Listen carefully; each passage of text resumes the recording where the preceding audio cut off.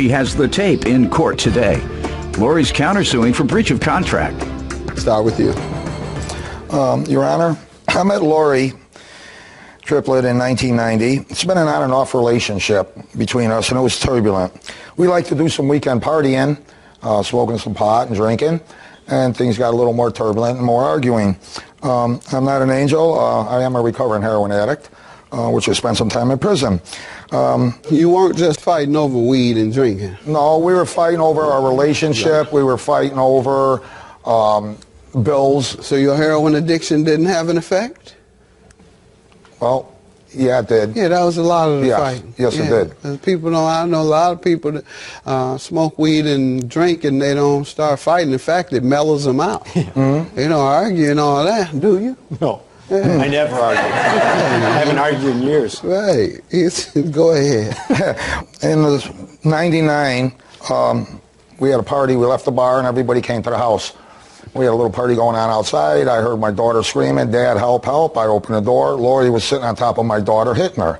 That's not true. I went ahead and I grabbed her by the back of the hair and I punched her and I ended up breaking her nose. I got locked up in jail. All charges dropped against me. Who called the police that day? Lori did. I did. Even though she was assaulting your daughter, you believe? Yes. Okay. In 2013, which is the year I got out of prison. When did you go to prison? I went in 2010. I served a little over 3 years. Why? For heroin. Okay. I've been clean now for over 4 years. They found you in possession of heroin and yes. Gave you 3 years for that? They gave me 4 years. Just for possession of heroin? No, for intent of delivery charge. Okay, and so it wasn't just possession. It was distribution. Yes. Selling. Yes. All right, didn't say that. Okay, well, it was possession and... I know the difference. Yes. Well, you left that part out, which is what got you those years. Mm-hmm. Right, okay.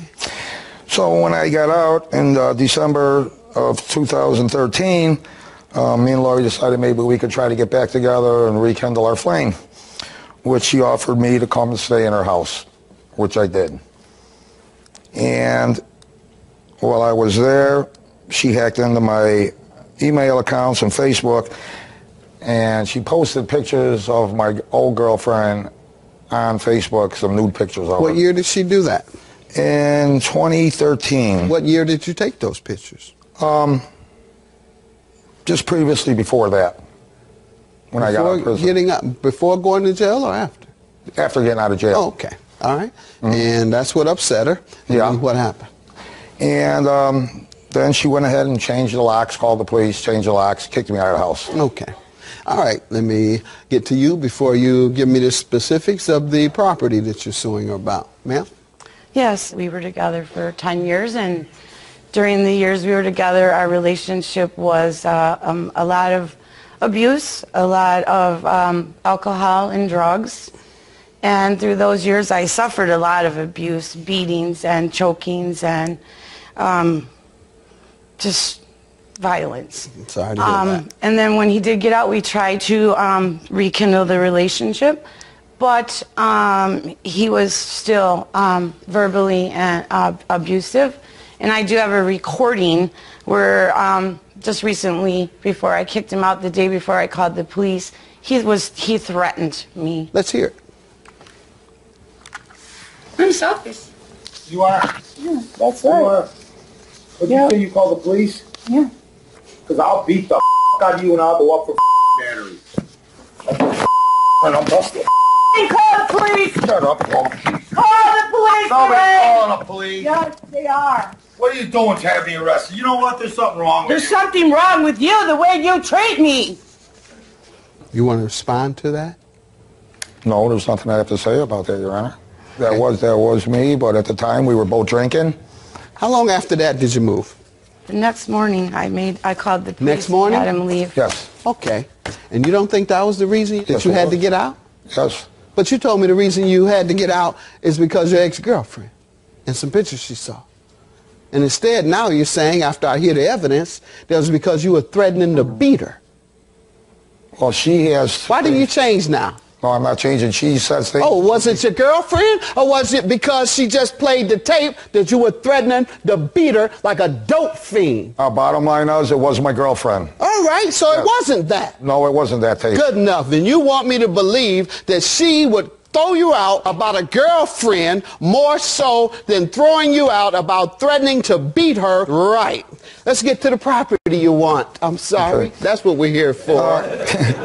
Well, the property that I have here, I got a list of the unreturned I property. don't want to see anything. Tell me how she owes you first, and then I'll look at your list. Give me another lie.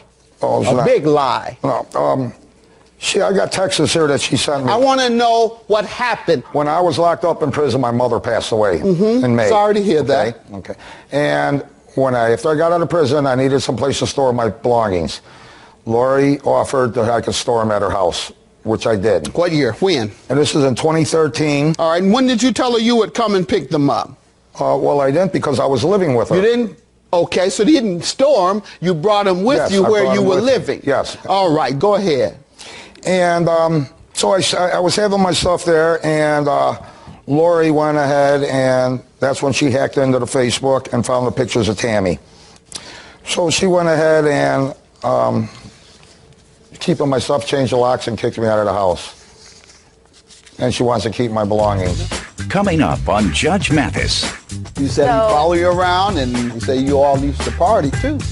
Well, there was parties that were going on at the house, and they're really nice Why, people. he was following you. You wanted to dance. Well, Why, it he wasn't was following y'all. He never tapped you on the shoulder and said, let's dance? And still to come. You gave this to me. Please make arrangements to get your car and your other crap as soon as possible.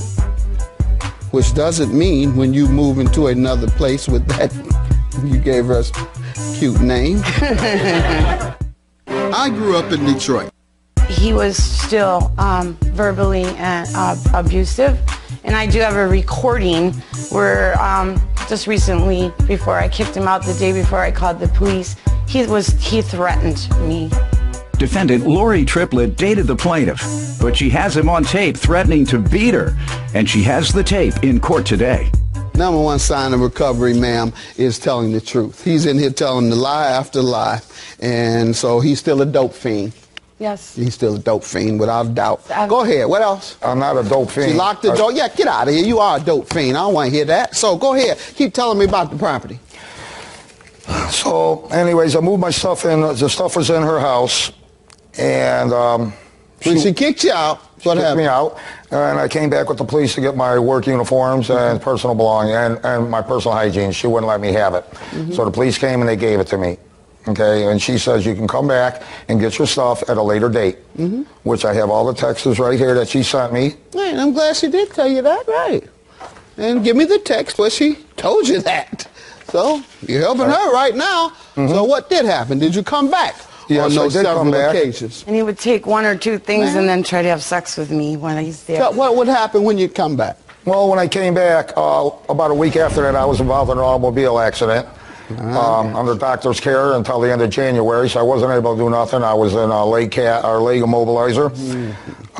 Then when I did come to get my stuff, she says that you weren't getting your stuff. When did she tell you that? In February, March. February of what? Of 14? Yes. All right. She said, you're not getting them. What did you do then? She said that that's when I went to small claims court and filed these papers. All right. And yet, you gave me a text where she says on March 3rd, you gave this to me. Please make arrangements to get your car and your other crap as soon as possible.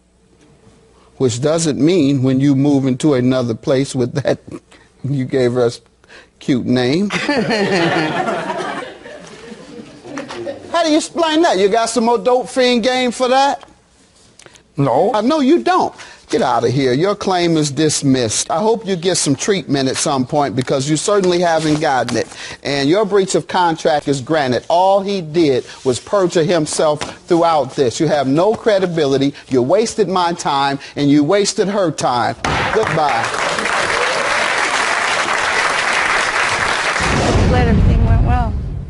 Thank you. No, first of all, I'm not a dope fiend. I haven't did dope. I've been clean for over 4 years.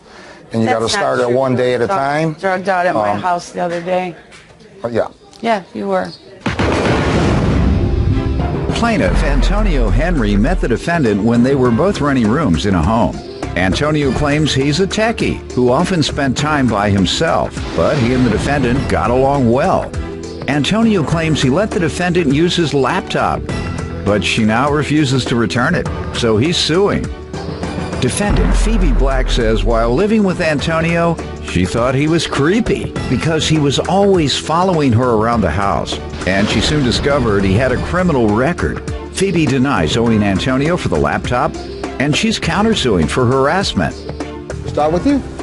Well, Phoebe, she's not the person I first met when I moved in. I actually met her when I moved into a house. I stayed downstairs. She lived upstairs. Things are actually pretty fine. We had fun together. They treated me like family there. Personally, me, I'm actually a techie. I know me alone. I'm a loner, so I do everything by myself. So that's I don't be out with a lot of people. Okay. Being said that, I mean, the family invited us to a lot of functions. We did things together, a lot of parties. We went You just said you don't have any fun. You say you stay on the computer all the time, and you're a techie, and you're a loner. Yeah, it was you like out after here partying, having a ball. Yeah. Probably the life of the party. Right. Well, it was after probably I'd say first few months after getting in with the family, you know, because they always wanted me to come out of my shell because I always stayed in the room. So Not true. they got me in. You know. Turns you out. I'm sorry. Turns you out and turns you up. Go ahead. All right. So me and her share interests. She does pictures. I do pictures as well. We You all got along. When did things go bad? When this computer became an issue? When I moved out. Yeah. Over the computer or over moving out? It started when I moving out, but that was regarding the computer. More of Judge Mathis in a moment.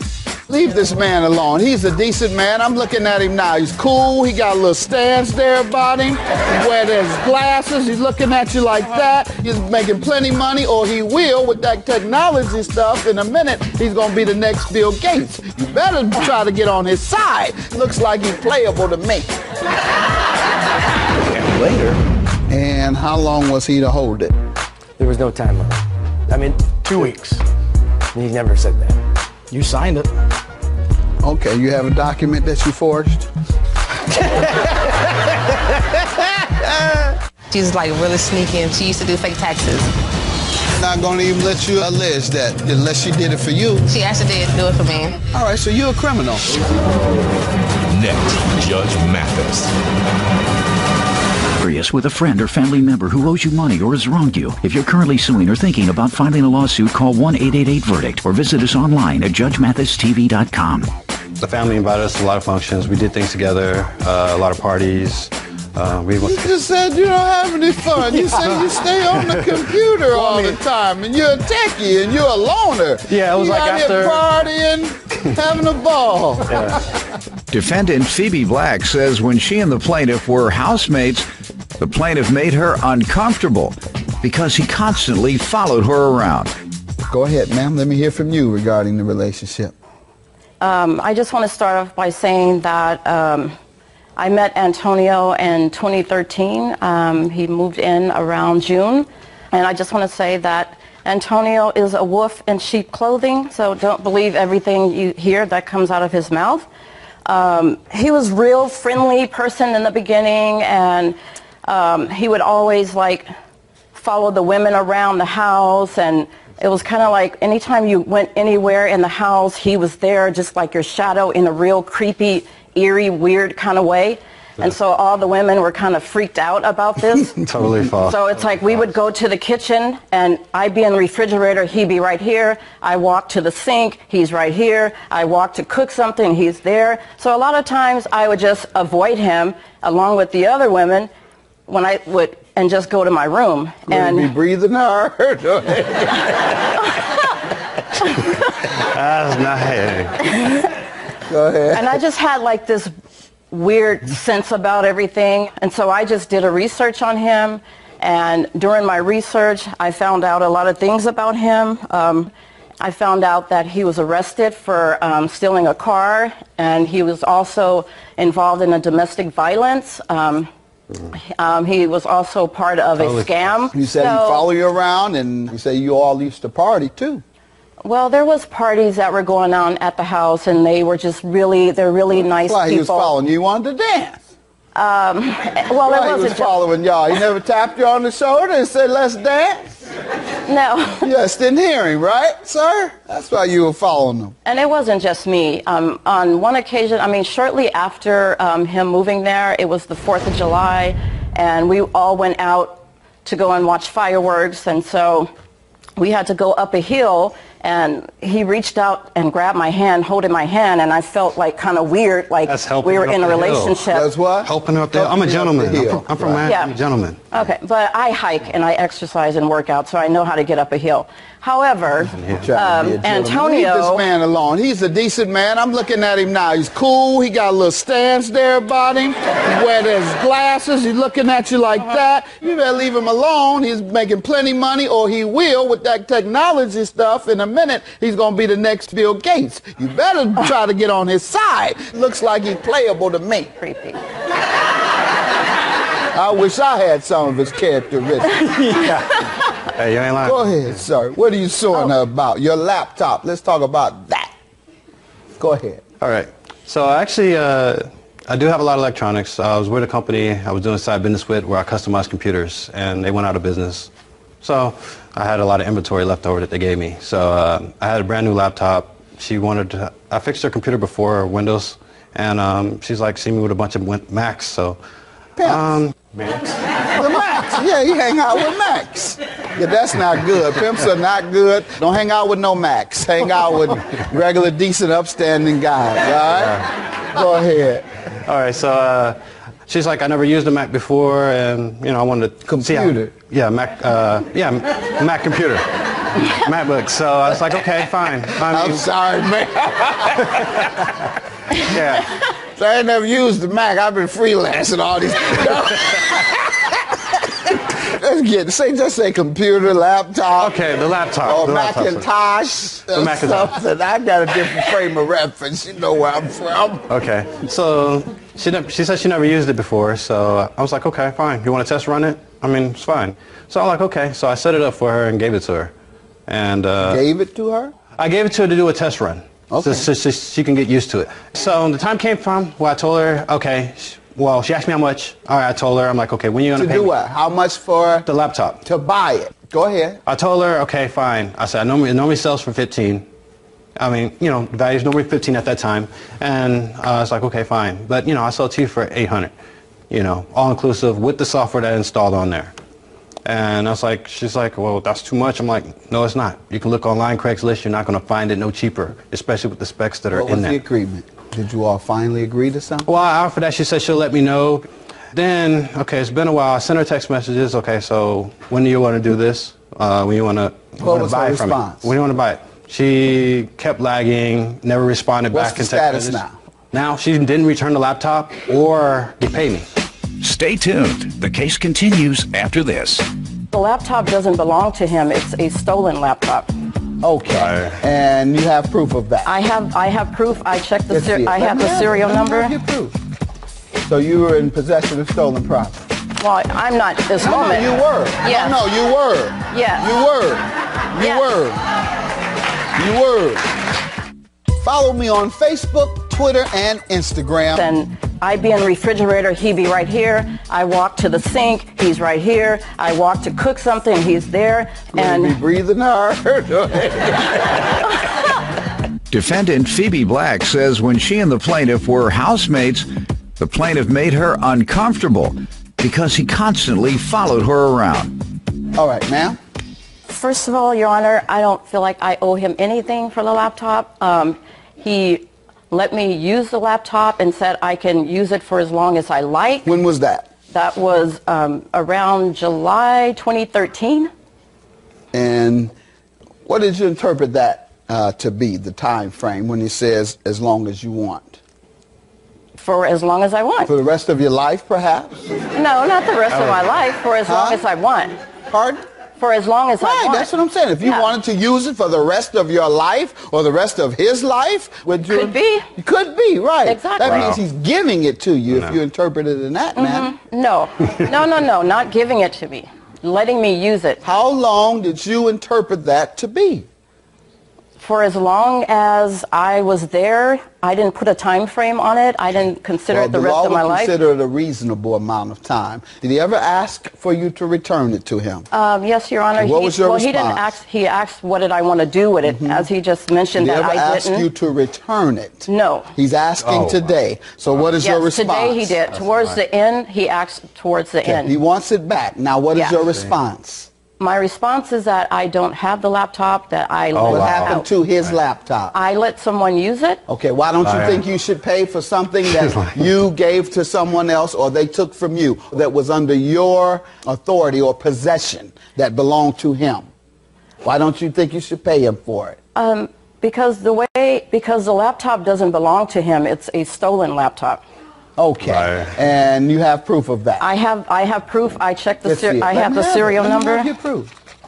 So you were in possession of stolen property? Well, I'm not this No, moment. you were. Yes. No, you were. Yes. You were. You Yes. were. You were. Now, I have a confession from you that you were in receipt of stolen property. I didn't know it was stolen at the time. I researched When it did later you find on. out? I found out like the end of last year. All right. And when did you give it away? Probably around November. That's a lie. All right. Your counterclaim for harassment, how does he owe you? Well, Your Honor, I'm suing for harassment because... By the way, how is this evidence that it was stolen, ma'am? Well, I just ran a check on the serial How number. is this evidence that it was stolen? Show me something that says stolen. It doesn't say on Right, there, so Your how Honor. is it evidence that it was stolen? You're playing It's with not my exactly intelligence, evidence. man. I don't do any macking. No, it's all right? not. So don't try to play me. No, Your I'm claim not. is dismissed. Yours is granted. Have a good day.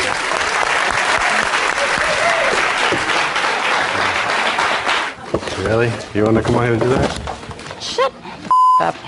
You Don't say nothing to me. You want to bring this You're a creep. I have messages from where you were harassing all the women in the house. Where? You touched and filled on one of the girls. No. No, I have all the information right here. He's a creep. No, I have all the messages from I my have phone. evidence I'm gonna from put them that back. about you. You're lying. That you were touching on people. You lent out Where? When I'm laptops never to home? one I get person. home at 11 o'clock you at lent night. out another laptop to another Actually, girl her mama who paid me boyfriend for it. took. No, she Her did mom not. paid me for it. I have a message from her saying The one that you wrote it was that stolen. I have, the one that you wrote The that one- I it pulled was from the stolen. laptop this morning. No.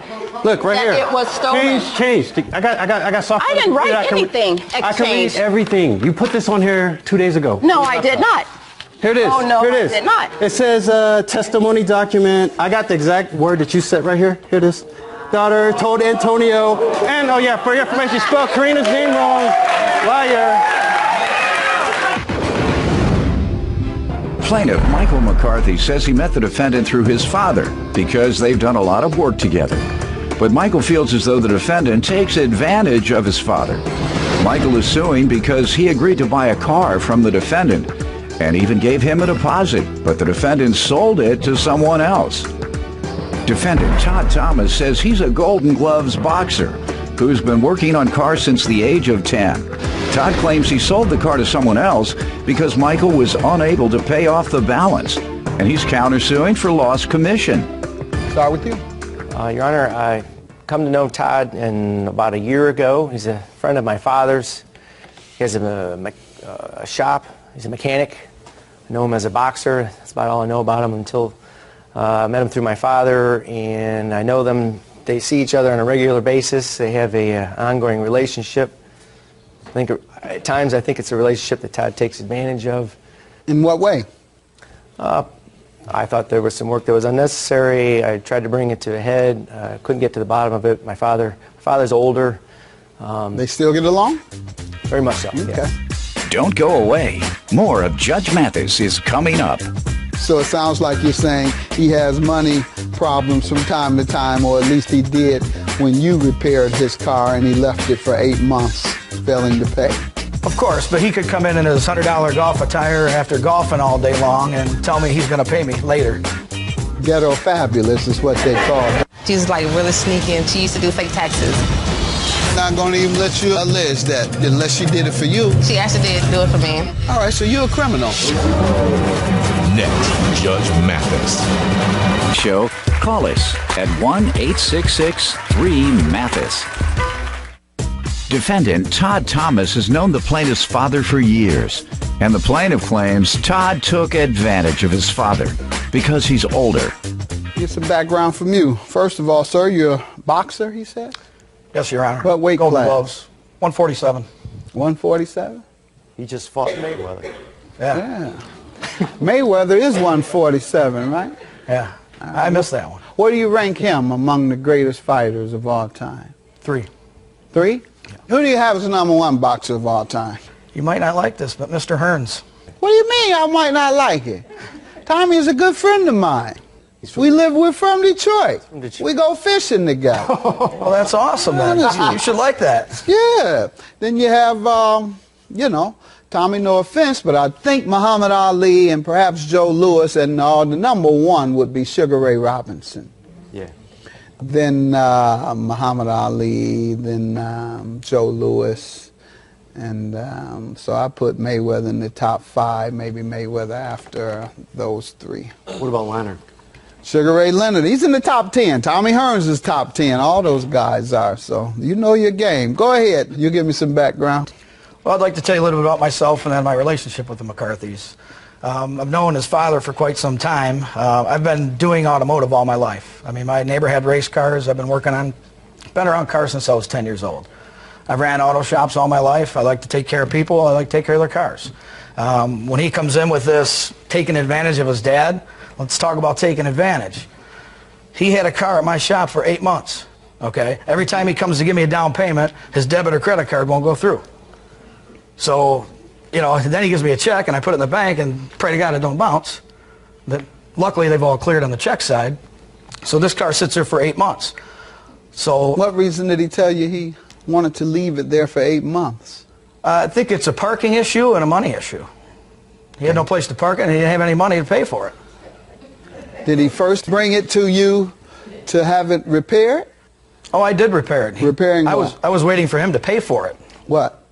We did some wiring. I guess the car, it was at another shop and caught on fire. See there? And that car was... There you go. Typical insurance job. Go ahead. Go, you burn it up and take it to the chop shop and they get whatever's left. Yep. Go ahead. So come to find out, the shop that it was at, the reason it come to my shop is because Mike went in and started a big ordeal with the owner, and the cops were called and they kicked him out and he can't go back to that shop anymore. So I found that out 2 years later. That's why that car ended up coming to me. All right, so it sounds like you're saying he has money problems from time to time, or at least he did when you repaired his car and he left it for 8 months failing to pay. Of course, but he could come in his $100 golf attire after golfing all day long and tell me he's going to pay me later. Ghetto fabulous is what they call that. Okay, you come in sharp with expensive stuff and can't afford your bills. Got it. All right. Sir, you ghetto fabulous? Let's start with that first. You're sharp today. That's a nice suit, nice I've had this hookup. for a while now, but yeah. You buy all the expensive things and then can't afford your basic bills? You buy what you want and beg for what you need? Absolutely not. All right. Well, tell me. He said you left the car there for 8 months, failing to pay him because you had financial issues, and you had a $100 golf shirt on, which the regular golf shirt costs, what, 20 bucks? That's how much I pay for mine. He's describing my father. That's not me. He didn't work How on... low can you get? Throw it on your father. I'm throwing him under the bus. No, I'm just kidding. Your father is the one he's referring to. Correct. That came in with an expensive golf shirt. He may feel the same way about me with my suit. Judge Mathis gives the verdict when we return. And coming up... Our first trip to New York was together. Our first trip to Atlanta was also together. You know, we've also been to the Cheesecake Factory, done uploaded on a whole bunch of chocolate. Sounds like us. That's right. That's right. For the most part. Well, we'll make it over there. It's right up the street. Defendant Todd Thomas has known the plaintiff's father for years, and the plaintiff claims Todd took advantage of his father because he's older. Go ahead, sir. What are you suing him about today? After all of that, and there was some ongoing stuff there, and I came in. My father made me aware of this car on his lot, which I thought he owned or he had control of. In the car in question. Car in question. Not the one in the car. Right. So it was a nice car. It's a sedan, something I needed for business, for work, and it's a great car. It was like something I could afford. So let me drive it. I said that this would be suitable. Came back the next time. I gave him a deposit to hold it till I can pay for the rest. And some period of time later, came with the money. Come to find the car was gone. He'd sold it, or somehow it wasn't available anymore. And how long was he to hold it? There was no time limit. I mean, 2 weeks. He never said that. You signed it. Okay, you have a document that you forged?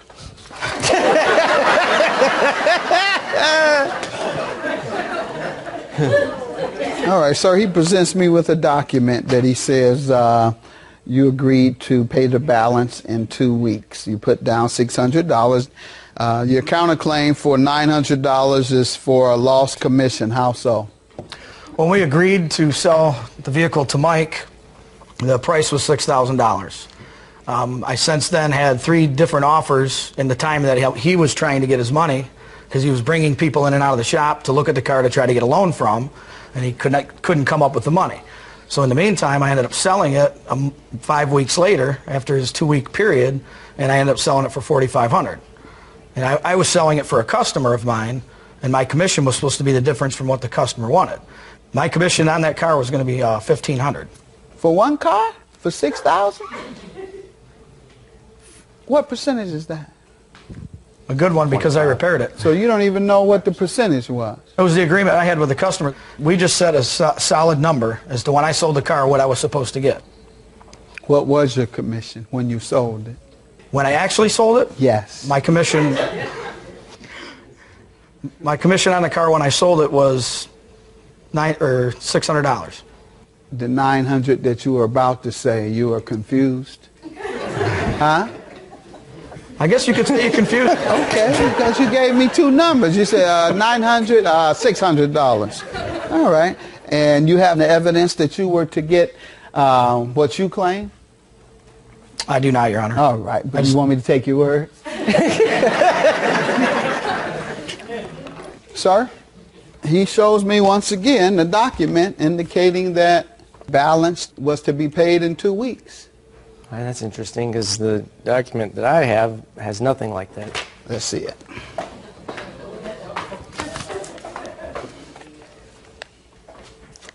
Exact same signatures. The only thing missing on yours is balance to be paid in 2 weeks, which is the crux of the case today, which it appears you wrote in.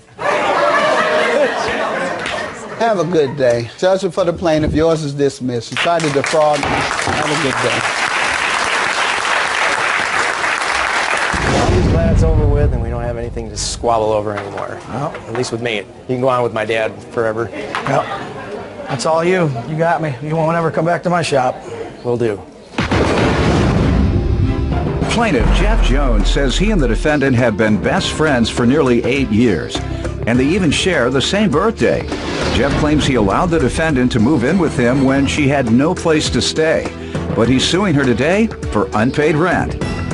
Defendant Gifted Mullins admits that she and Jeff are best friends and says he's like a brother to her. Gifted says when she moved in with Jeff, they never discussed her paying rent, so she doesn't believe she owes for anything. Start with you. Well, basically, this is my best friend, Gifted Free. We've been best friends for about, I'll say, 7 to 8 years. We started off in high school. You know, we did a lot of things together. We actually share a birthday. You know, so we call each other twins. Same year as well? Actually, not the same year. She's a year older than me. So we started from high school. You know, we moved up into college, and then, you know, we got into our adult years. Actually, Our first trip to New York was together. Our first trip to Atlanta was also together. You know, we've also been to the Cheesecake Factory, done uploaded on a whole bunch of chocolate. You know, we done got hype, all type of stuff, you know, clubbing. Sounds everything. like us. That's right. That's right. That's right. That's right. We have traveled together. Went to Detroit together. Couple times. Yeah, couple times. For the most part. Factory. Well, we'll make it over there. It's right up the street. All right. So all those times, you all never had problems? You were... No, actually, the only problem we do have is, you know, the unpaid rent. All right. Still are friends. You know, this is my best friend. Good. Let me hear some background from you. Do you feel the same way about your friendship? Same thing, you know, that's like my brother, you know. I have real no issues with him personally at all. It's just unpaid rent. Judge Mathis will be right back. And on the next Judge Mathis. She's like really sneaky and she used to do fake taxes. Not going to even let you allege that unless she did it for you. She actually did do it for me. All right, so you're a criminal. Next, Judge Mathis. Plaintiff Jeff Jones says he and the defendant are best friends, and they even share the same birthday. But he's suing her today for unpaid rent. All right, so how did this come about? What's going on with the rent? Well, back in July, we was actually at the club, and she slid it in there real slick. She said she needed somewhere to stay. So I told her if she had her monthly rent, which was $350 a month, that she can come stay with me. She agreed to it, and when did she move in? She didn't move in till August. So she was there from August to December. She left, I think, December 24th. And she hadn't paid for August or October. August or October? August or September, I'm sorry. She started paying in October. All right. Ma'am, what do you say to this? Well, initially I didn't know about paying rent. I didn't. You didn't know about paying rent? No, I didn't. You didn't know people have to pay rent? No, I know people had to pay rent, but initially I wasn't informed that when I moved to him that I had to pay rent. And when did he tell you? Like September, before I started working, he told me, like the end of September, when he first told me. Yeah, he told me in September. You didn't work, obviously. I wasn't working. I have 2 kids and I go to school, so I always have time to, go to work. I just getting my life in order so I can make time. You saying he never mentioned, throughout 2 months, he never mentioned, I'm going to need some rent? Not at first, because I initially wasn't supposed to be. It wasn't until the end of September. I wasn't supposed to stay there. It was at the time, what I was going through, I was just staying with him, like to just stay with him as a friend. It wasn't me living there yet. I got it, and that's why I'm saying he had never mentioned rent until the end of September. He never mentioned it, and you never mentioned it. But to my recollection, September, yeah. He didn't say, I'll let you go 2 months free, or you said, could you go? Because like I said, initially I wasn't planning to stay. I wasn't. But at this time of the situation that was going on in my life, getting away from your plans and your situation to your discussion in terms of an agreement. It just sounds odd that you move in with someone and you never discuss paying. That's what I'm saying. I wasn't supposed to live with him. I wasn't supposed to stay that long as I did. Oh, how long were you supposed to stay? I was only supposed to stay a month. And then it ended up to being longer than that. And when they got to the second month, and it was like, that's when he had told me. Like the end of the second month. Okay, so it was something discussed. At the end of in September, like I said. No, in the beginning. No, I never said that. You just was thinking that I'm just going to stay a month. No, it was. He didn't know how long. No. When people move in with you, they tell you how long they're going to stay? Or the person tells how long you can stay. Yeah, that's true. That's my point. Was that discussed when you moved in? When I told him that I wouldn't be there long. That's all I told him. I never gave him a time span. Okay. I keep saying that so to it you. was, I never you said there was no long. discussion, remember? You keep saying there was no discussion. That's what you keep saying. And you said, be quiet while I'm talking. Yeah, okay. You said when I moved in, we didn't discuss it. So when I kept going back and forth and showed you how silly you sound and how big of a fool you sound, now you want to get smart and say, as I just told you. You ain't just told me nothing. Sir, was there anything discussed when she moved in regarding rent? Yes, it was. You said it was discussed that she would pay $350. She says there was absolutely nothing discussed, that she was just moving in, and in her mind, she didn't determine she was going to stay. And then when I cross-examined her and said, well, I told him, be quiet, man. Judgment for the plaintiff, I believe you. Have a good day.